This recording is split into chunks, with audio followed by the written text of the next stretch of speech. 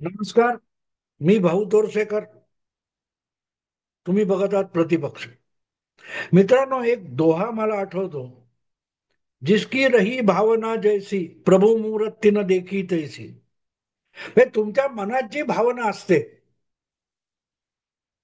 त्यातून तुमचा दृष्टिकोन तयार होतो आणि त्यामुळे समोर जे काय आहे त्याकडे बघण्याचा देखील तुमचा दृष्टिकोन हा त्या भावनेतून तयार होतो. आणि म्हणूनच जिच्याकडे एक मुलगा आई म्हणून बघतो, तिच्याकडे दुसरा पुरुष पत्नी म्हणून बघतो आणि तिसरा पुरुष बहीण म्हणून बघू शकतो. कारण प्रत्येकाच्या भावना असतात. त्यानुसार तुमचा विचार तयार होतो, भूमिका तयार होते. आणि मग समोर जे काही असेल ते एकच असलं तरी प्रत्येकाचा बघण्याचा अँगल, दृष्टिकोन वेगळा होतो. मी आज हे तुम्हाला एवढ्यासाठी सांगतोय की आपल्याकडे अनेकांची तक्रार आहे भाजपच्या हिंदुत्वाबद्दल. प्रामुख्याने स्वतःला सेक्युलर पुरोगामी म्हणणारी जी मंडळी आहे ती मंडळी नेहमी भाजप पोलरायझेशन करतं, ध्रुवीकरण करतं, धर्माचं राजकारण करतं, धर्मांधता पसरवतं असा आरोप करतात. स्वतःला हिंदुत्ववादी म्हणवणारे असून सुद्धा उद्धव ठाकरे भाजपवर धर्मांधतेचा आरोप करतात. असो, त्यांच्याकडे आपण दुर्लक्ष करू. पण प्रश्न असा असतो की तुमच्या भावना काय आहेत त्या बाजूला ठेवा आणि समोरच्या गोष्टीतले गुणधर्म बघा, त्याचे परिणाम बघा. आणि ज्यावेळेला ते परिणाम बघायला मिळतात तेव्हा मग चित्र बदलत असतं.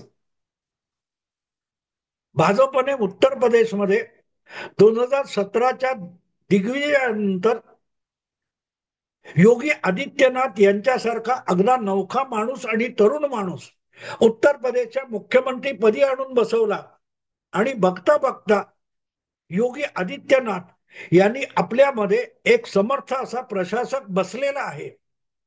आपल्या शरीरामध्ये, आपल्या डोक्यामध्ये एक उत्तम दर्जाचा प्रशासक, ऍडमिनिस्ट्रेटर आहे. आपण राजकारण आणि प्रशासन एकाच वेळेला योग्य रीतीने हाताळू शकतो हे दाखवून देत पुन्हा विधानसभेची निवडणूक दणक्यात जिंकून देण्यापर्यंत कारभार करून दाखवला. आणि हळूहळू करत योगी आदित्यनाथ यांच्या कर्तबगारीची आणि प्रशासकीय कर्तृत्वाची चर्चा फक्त उत्तर प्रदेशात नाही तर देशभर सुरू झाली. अगदी उतावळे हिंदुत्ववादी तर मोदींना आत्ताच बाजूला करून योगी आदित्यनाथ यांना भारताचा पंतप्रधान बनवावं इथपर्यंतची भाषा बोलायला लागले. पण एक वस्तुस्थिती मान्य करावी लागते की कुठलाही प्रशासनाचा अनुभव नसताना ज्या प्रकारे अत्यंत कठोर कायदा राबवण्याची क्षमता योगी आदित्यनाथ यांनी दाखवली ती कौतुकास्पद होती. कारण आता हळूहळू त्याची चर्चा जगभर सुरू झालेली आहे. जगभर सुरू झाली आहे आणि प्रामुख्याने पाकिस्तान नावाचा जो आपला शेजारी आहे, जो स्वतःला अभिमानाने मुस्लिमांचा देश म्हणतो आणि हिंदूंचा आणि हिंदू धर्माचा अखंड द्वेष करतच जगलेला देश आहे, तिथे सुद्धा योगी आदित्यनाथ यांचं कौतुक सुरू झालेलं. काल परवाची गोष्ट आहे. दीर्घकाळ उत्तर प्रदेशमध्ये पोलीस भरती किंवा सरकारी कर्मचाऱ्यांची भरती झालेली नव्हती. अशा उत्तर प्रदेशमध्ये काल परवा हजारोच्या संख्येने महिला पोलिसांची भरती करण्यात आली. आणि त्यासाठी ज्या झालेल्या परीक्षा वगैरे होत्या त्या परीक्षांमध्ये सुद्धा कॉपी झाली, पेपर फुटला वगैरे वगैरे खूप चर्चा झाली. उलट सुलट आरोप प्रत्यारोप झाले. पण त्याची पर्वा न करता आणि त्यांनी बावचळून न जाता योगी आदित्यनाथ हे आपला पवित्रा घेत ठामपणे काम करत राहिले. दोनदा परीक्षा रद्द झाल्यानंतर सुद्धा त्यांनी या परीक्षा परत एकदा उरकल्या आणि ही भरती झालेली आहे. आणि कालच मी या विषयातल्या ज्यांची निवड झाली अशा अनेक मुलींची मुलाखत व्हिडिओमध्ये ऐकली. आज त्या मुलींचे पालक पहिल्यांदा खुश आहेत. याचं कारण असं आहे की कुठल्याही कोचिंगचा पर्वा न करता, कुठलेही पैशाची देवाणघेवाण न होता, जी मुलं परीक्षेत उत्तम दर्जाने पास झाली आहेत त्यांनाच या भरतीमध्ये सामावून घेण्यात आलंय आणि तेवढ्यावर भागलं नाही तर एक पैसा सुद्धा खर्च न करता ही भरती झाल्यामुळे लोक खुश आहेत. त्या मुली, एका मुलीच्या तर डोळ्यात पाणी आलं. ती बिचारी आपल्या घरातली कमावती एकमेव मुलगी आहे. तर सांगण्याचा हेतू असा की यामुळे जी चर्चा होते ती चर्चा आता हळूहळू पाकिस्तानात सुद्धा सुरू झाली आहे की आम्हाला योगी सारखा एखादा मौलवी का मिळत नाही. मी एक दोन व्हिडिओ ऐकले आणि मला धक्का बसला की पाकिस्तानातले युट्यूबर किंवा मेनस्ट्रीम मीडियामध्ये योगी या एका हिंदू संन्यासी साधूची चर्चा होते जो राजकारणात येऊन मुख्यमंत्री झालेला आहे. तसं भारतात असो किंवा पाकिस्तानात असो अनेक मुल्ला मौलवी सुद्धा राजकारणात आहेत आणि राजकारणात नसलेले भारतातले मुस्लिम मौलवीपेक्षा अधिक कट्टर असतात हे आपण अनेकांकडून बघितलेलं आहे. आणि अनेकदा तर खरा मुस्लिम असण्यापेक्षा स्वतःला सेक्युलर म्हणवणारे अर्धवट न मुस्लिम नसलेले लोक जितकी कट्टरता इस्लामच्या बाबतीत दाखवतात ते बघून पाकिस्तानातल्या लोकांना सुद्धा तोंडात बोट घालायची वेळ येते. पण तो विषय वेगळा आहे. योगींची चर्चा पाकिस्तानात का होते हा विषय माझ्या दृष्टीने महत्वाचा आहे. अहमद निसार नावाचा पाकिस्तानातला एक खरोखरच प्रामाणिक असलेला एक विचारवंत आहे आणि त्याचा एक व्हिडिओ माझ्या बघण्यात आला. पाकिस्तानची आज इतकी दुर्दशा का आहे याच्यावर बोलताना त्याच्या तोंडून योगीचा चमत्कार मी ऐकला आणि मला कौतुक वाटलं. जसा आपल्याकडे योगी आहेत तसे तिकडे पण ते फजलूर रहमान नावाचा एक संसदेमध्ये जमाते इस्लामीचा मौलवी, तिथल्या पाकिस्तानी लोकसभेचा संसदेचा सदस्य आहे आणि अनेक मौलवी आपापल्या पद्धतीने राजकारण करतात, अतिरेकी संघटना चालवतात, धर्मांध संस्था संघटना चालवतात, तोयबा असो किंवा काय ते जैश मोहम्मद असो, अशा संघटना चालवणारे कोण आहेत? मुल्ला मौलवी आहेत. संघटना जागतिक पातळीवर दहशतवादी जिहादी म्हणून ओळखल्या जातात पण त्यांचे संस्थापक चालक हे मौलवी आहेत. आणि त्यांनी पाकिस्तानच्या विकासामध्ये प्रगतीमध्ये कुठली भर घातली तर पाकिस्तानच्या या मौलवींनी आणि त्यांच्यासारख्या भरकटलेल्या भारतातल्या अनेक मौलवींनी जगाला जिहादी अतिरेकी पुरवण्याची जबाबदारी मात्र मोठ्या कौतुकाने पार पाडलेली आहे. हा अझर मसूद किंवा तो हाफिज सईद हे मुळात कोण आहेत? धर्मशिक्षण घेतलेले आणि मौलवी झालेले लोक आहेत, धर्मगुरू आहेत. पण आपल्या धर्माचा फक्त दहशतवादी अर्थ सांगत सांगत तरुणांची माथी भडकवणं आणि त्यांना हिंसाचाराला प्रवृत्त करणं या पलीकडे त्यांनी काही केलं नाही.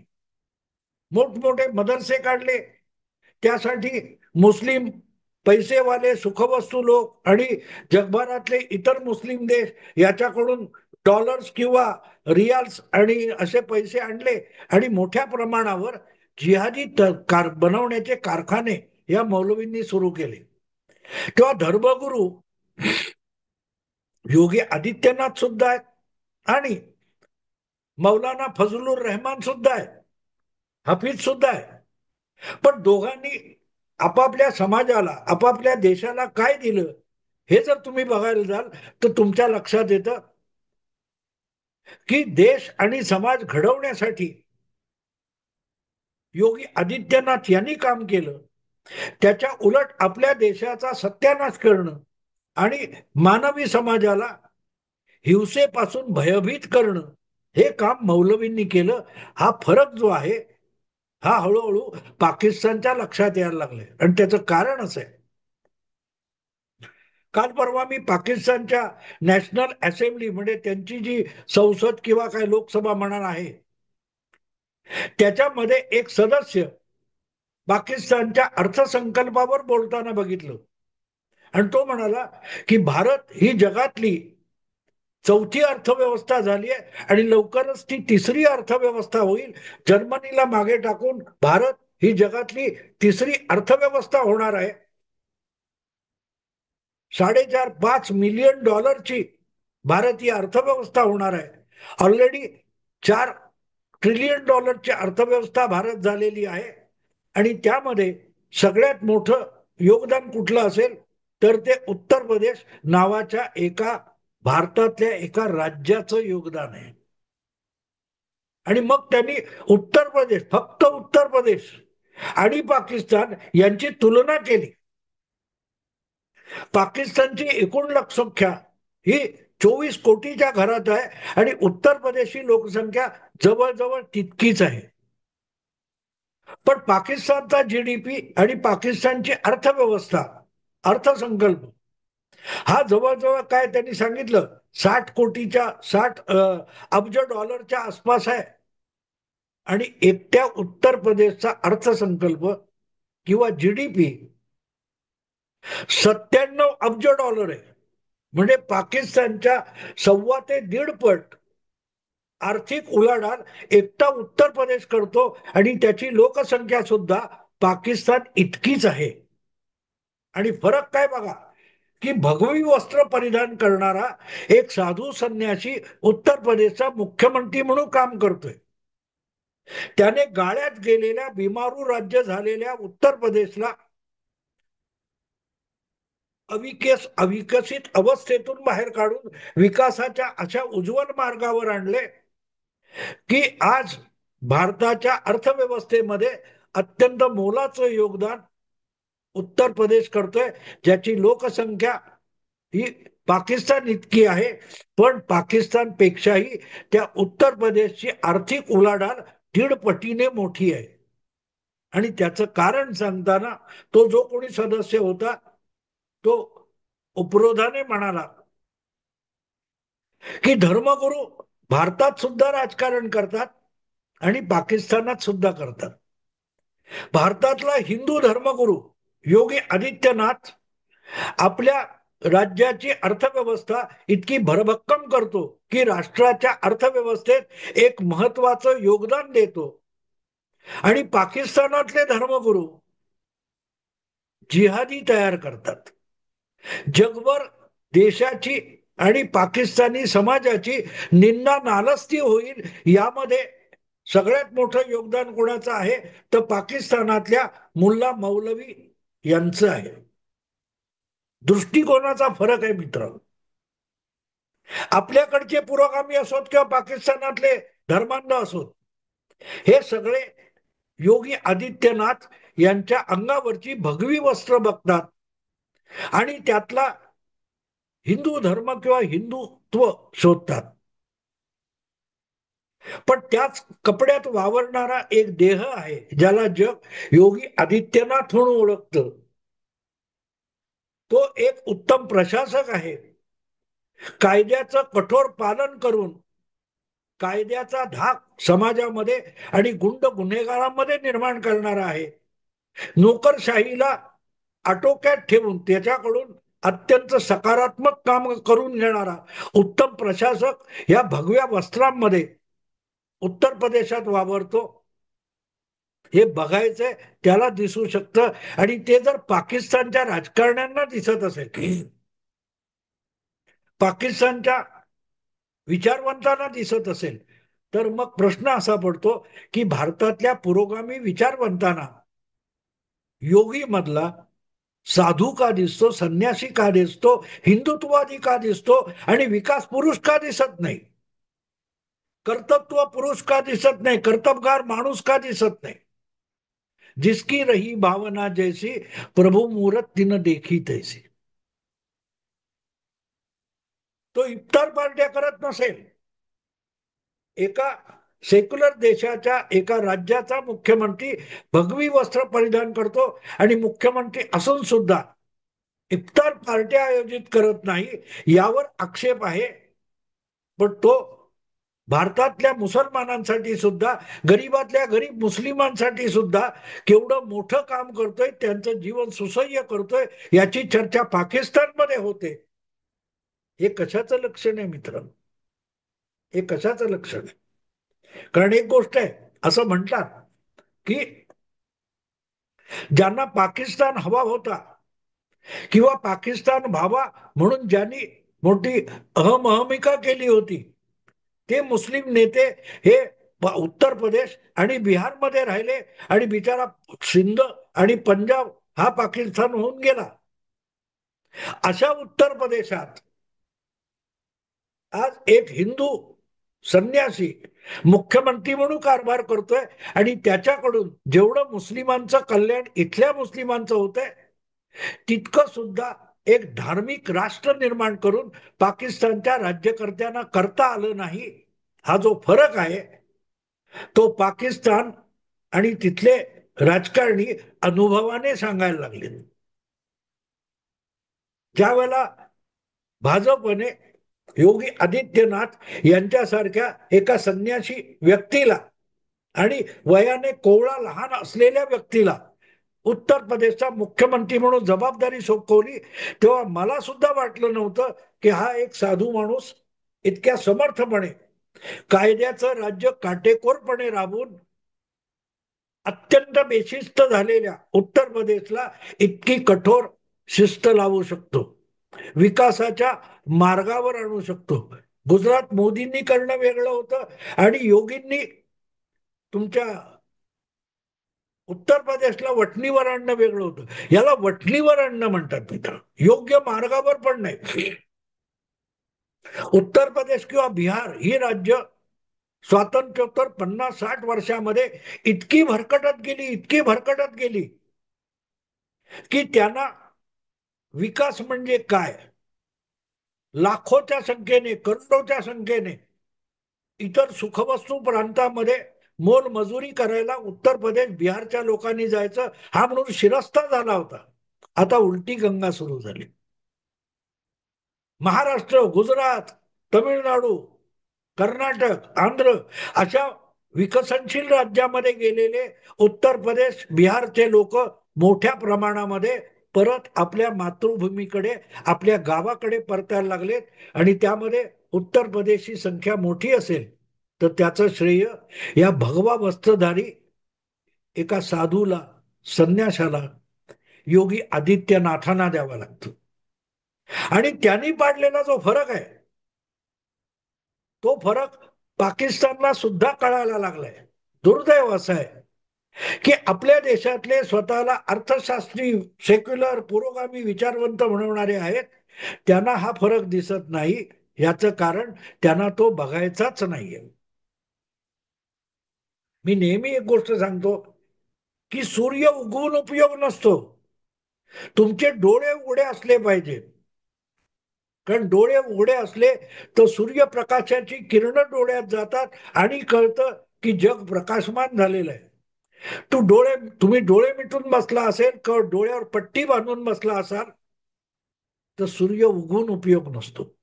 योगी आदित्यनाथांनी चांगलं काम करून, मोदींनी उत्तम काम करून सुद्धा उपयोग नसतो जर तुम्हाला ते बघायचं नसेल तर. बघणाऱ्याला सगळं दिसतं, जगाला दिसतंय. आज ट्रम्प असो, पाश्चात्य देश असो, अमेरिका असो, कॅनडा असो, रशिया असो, इस्रायल असो, जगातले 50-60 देश असे आहेत की ज्यांना मोदी नावाच्या माणसाचं कौतुक आहे. याचं कारण अवघ्या 10-11 वर्षामध्ये मोदींनी एका रडवेल्या, मरगळलेल्या भारत नावाच्या समाजाला आणि देशाला ज्या प्रगती पथावर आणून उभं केलेलं आहे, ज्या वळणावर आणून उभं केलंय, ते जगाला दिसतंय. पण आमच्याकडच्या पुरोगामी विचारवंतांना दिसत नाही.